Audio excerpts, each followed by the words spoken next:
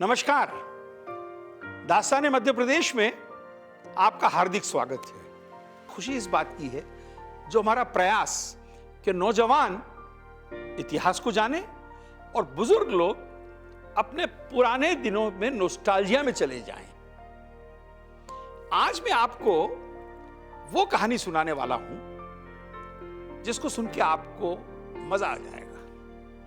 आजादी के पहले भारत में लगभग 600 रियासतें थीं, जहां राजा, महाराजा, नवाब, सरदार सीधी हुकूमत करते थे। इनमें से कुछ रियासतें तो इतनी बड़ी थीं कि जितने बड़ा फ्रांस और इंग्लैंड देश है, और कुछ इतनी छोटी कि जिनका क्षेत्रफल 1 स्क्वायर माइल होता था। इन रियासतों को बनाने में अंग्रेजों का बड़ा हाथ था।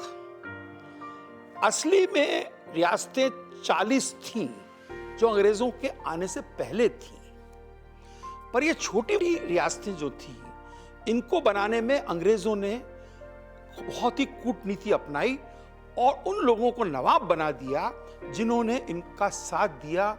वो नवाब और राजा और जागीरदार बनाए इन अंग्रेजों ने। कुछ तो इनमें राजा और नवाब बड़े प्रगतिशील थे और कुछ बड़े दखियानूस थे। पूरे भारत के क्षेत्रफल का 28 से 30% जनसंख्या इन रियासतों में रहती थी। यहाँ पे भारतीय विधानमंडल का कोई कानून लागू नहीं होता था। यहाँ के राजा और नवाब, उनके अपने कानून थे और उनको पूरी आजादी मिली हुई थी और जैसा चाहे राज्य करें। डेमोक्रेसी के प्रयोग में ये रियासतें कुछ तो बहुत आगे बढ़ गई थी और कुछ ये भी नहीं जानती थी कि म्युनिसिपैलिटी किस चिड़िया का नाम। वहां हुकूमत राजाओं की और नवाब की एक डिक्टेटर के रूप में चलती थी। कुछ रियासतों में अपनी निजी रेल की व्यवस्था थी और कुछ में 8 या 5 किलोमीटर की सामान्य पक्की सड़क भी नहीं थी। अस्पताल नहीं था और ना ही दवाखाना। हालांकि रियासतें, जिनको संसार का सबसे विचित्र काल गणना का अंग कहा जा सकता है, अब लुप्त हो चुकी हैं, परंतु उनके इतिहास और उनके हास्यास्पद जीवन और सनकों की झलकियां बड़ी ही मनोरंजक हैं। इससे भी अधिक मनोरंजक थी उनकी प्रतिष्ठा, उपाधियां। हिमालय से लेकर दक्षिण के सुदूर सागर तक हर एक रियासत की अंदरूनी तरक्की में अद्भुत अंतर था कि जैसे मैसूर, त्रावणकोर, कोचीन और बड़ौदा, इन रियासतों में बहुत हद तक किसी रूप में प्रतिनिधि सरकार थी। साक्षरता का स्तर भी बहुत ऊंचा था और तुलनात्मक दृष्टि से आधुनिक तथा कुशल शासक व्यवस्था भी थी। परंतु भारत की पश्चिमी उत्तर सीमा पर हूंज और नागर जैसी रियासतों में, जहां पर राजस्व सिक्कों से नहीं बल्कि वस्तुओं से चुकाया जाता था, आपको पैसे नहीं देने पड़ते थे, सामान देना पड़ता था।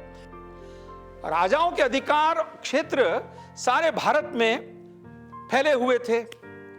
इनमें सबसे बड़ा एक सिलसिला का क्षेत्र था राजस्थान। उसके अलवर, बीकानेर, बूंदी, जोधपुर, जयपुर, उदयपुर, ये सब उसके अंदर रियासतें थी। और 3 लाख की आबादी की ग्वालियर रियासत थी।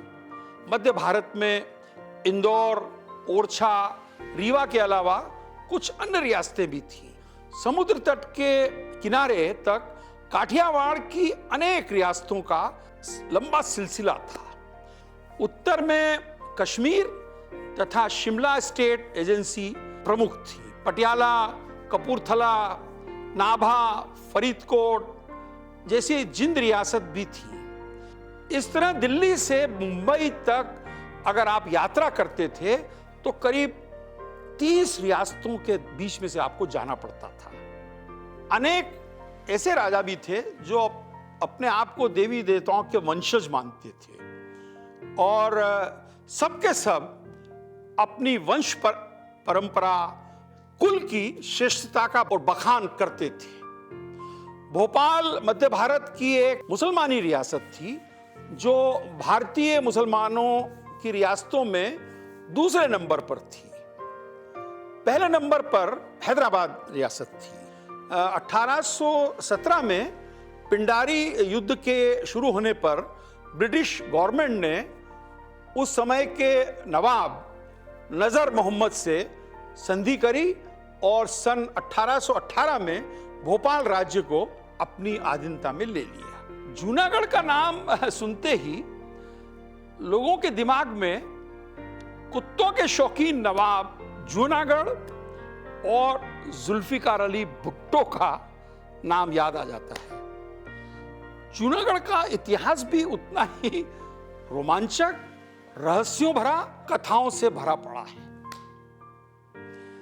जूनागढ़ पहले से ही गुजरात के भूगोल में और इतिहास में संस्कृति का केंद्र रहा है। खास करके गुजरात के सोरठ प्रांत की राजधानी रहा है।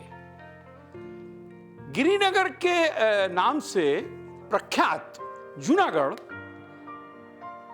प्राचीन काल से ही आनर्त प्रदेश का केंद्र रहा। उसी जूनागढ़ पे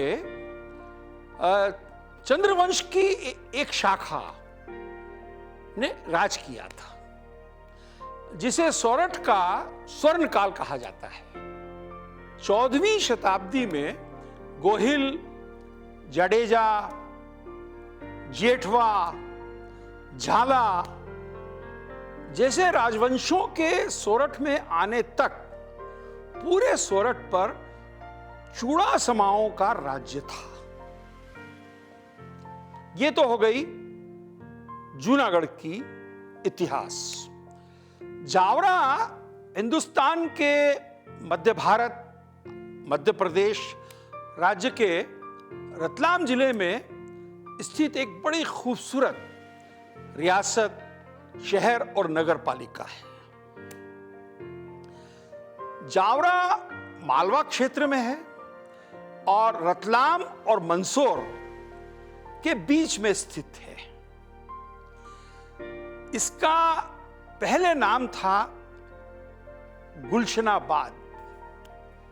गुलशन मतलब बाग, यहां गुलशन ही गुलशन होते थे, इसलिए इसका नाम गुलशनाबाद था।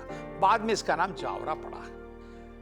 इस रियासत की स्थापना एक अफगान मूल के अब्दुल गफूर खान साहब ने की थी।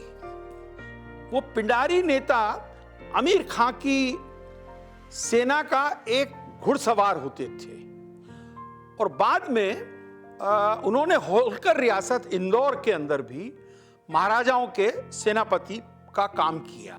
उत्तरी मालवा में राजपूत प्रदेशों की भूमि पर कब्जा करके उन्होंने काफी जमीन हथियाई।